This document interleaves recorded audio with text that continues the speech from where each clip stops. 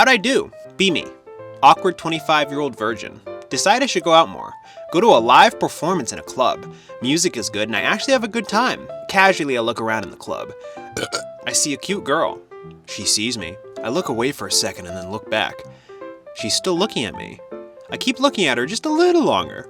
She does as well and smiles. Panic insinuates. Oh God, it's happening.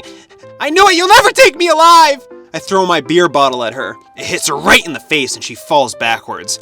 As she falls, she bumps into this big guy. Oi, piss, where you going? As he shoves her to the other side. People start to notice the quarrel. Hey, take it easy, man. Shout, you hoe, or I'll let my fist shove it for you. You both, f*** you, man. Another guy shouts. The big guy starts throwing punches at the direction of which the last remark originated. As soon as he does, other people in the club start tackling and punching the big guy as well. The fighting seems to be contagious as everyone in the club starts fighting on each other. The music stops, as even the band members start to fight each other. Luckily, and thanks to awkwardness, I had placed myself close to the exit door upon entering the building. I managed to escape, unscathed. Go home. Now that I've calmed down, I think she liked me, bros. You did us proud, Anon. First funny green text I have read in quite a while. Thank you.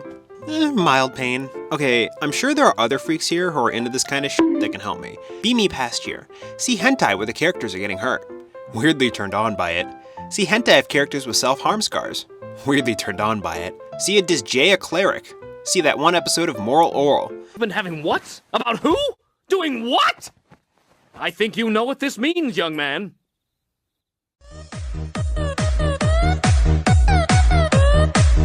Start drawing and writing characters hurting themselves.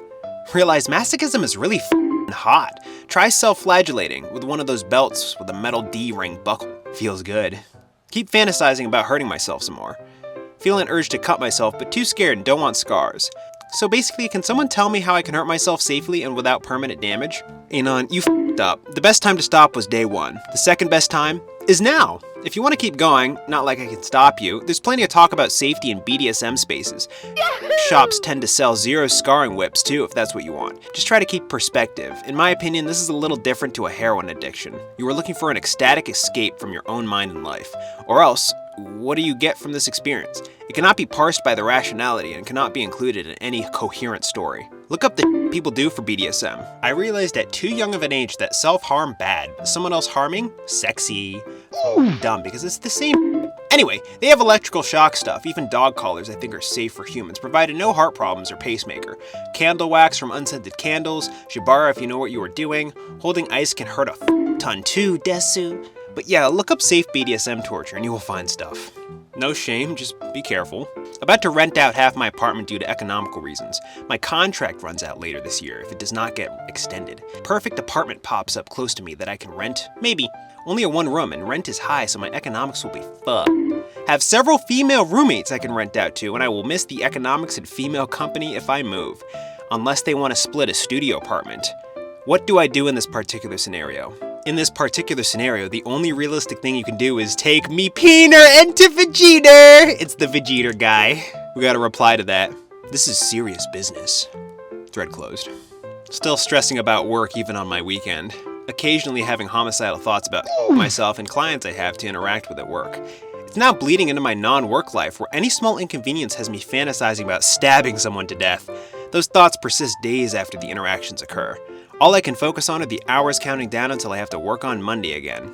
I'm an actual victim. It isn't normal to have these thoughts.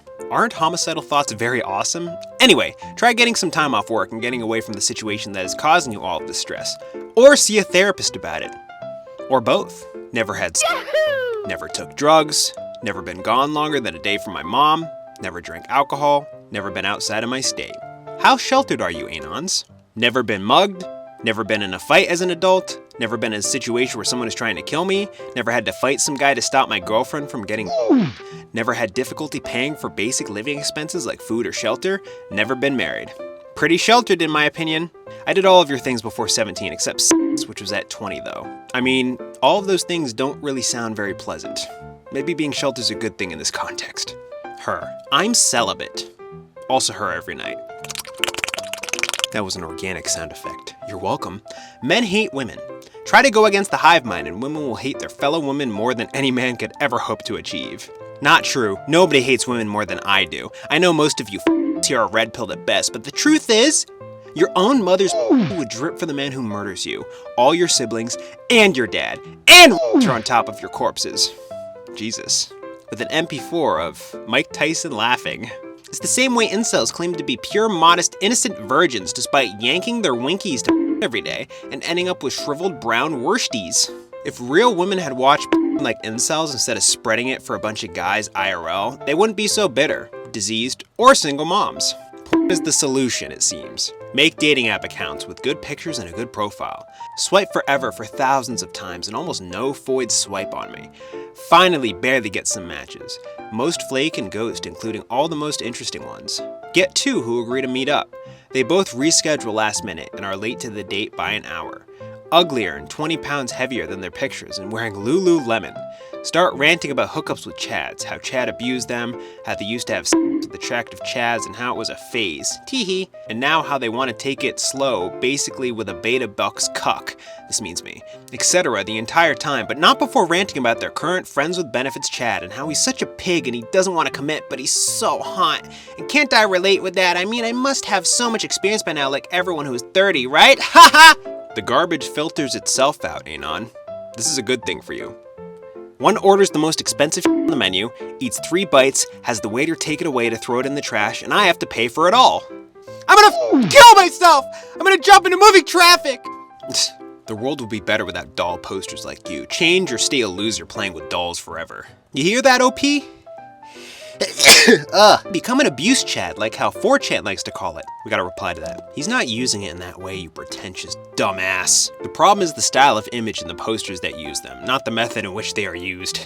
You didn't have to pay for Split the check and watch her yell at the manager on your way out. Grow some balls, man. I like that reply.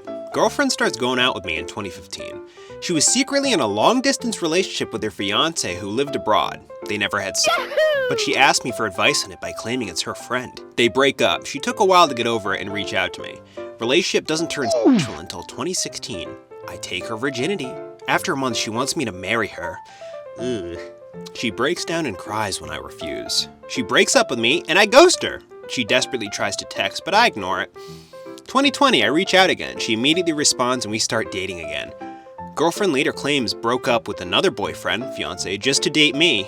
Oh my god, red flags everywhere. She's upset I don't want to tell my mom I'm back with her. She claims it's not a real relationship.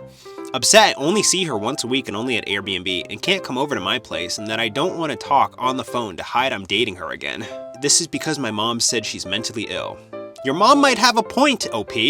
She later claims she cheated on me but claims this was just to make me afraid I'd lose her. She storms out of the Airbnb the second time and doesn't calm down until after she gets home. Lost money twice because of her emotional episodes. Break up with her around 2022. She begs me to get back with her. I accuse her of cheating on me. She said she never stopped loving me even during the 4 years absence. She keeps checking in on me every few months. Over a year passes, she finally sends me a long rant blaming me for everything and why it wouldn't work. A long time passes. I reach out to her and she says, I can't talk to you, I'm with someone now. I say, the one you claimed you cheated on me with? And she sent me a long rant telling me I'm ugly and suck at A month passes and she asks if I want to get back with her. But then blocked me again, then reached out again but deleted her messages a week ago. Blocks me again. Should I send the boyfriend the messages of her trying to get back with me? The best person out of this story seems to be your mom, OP.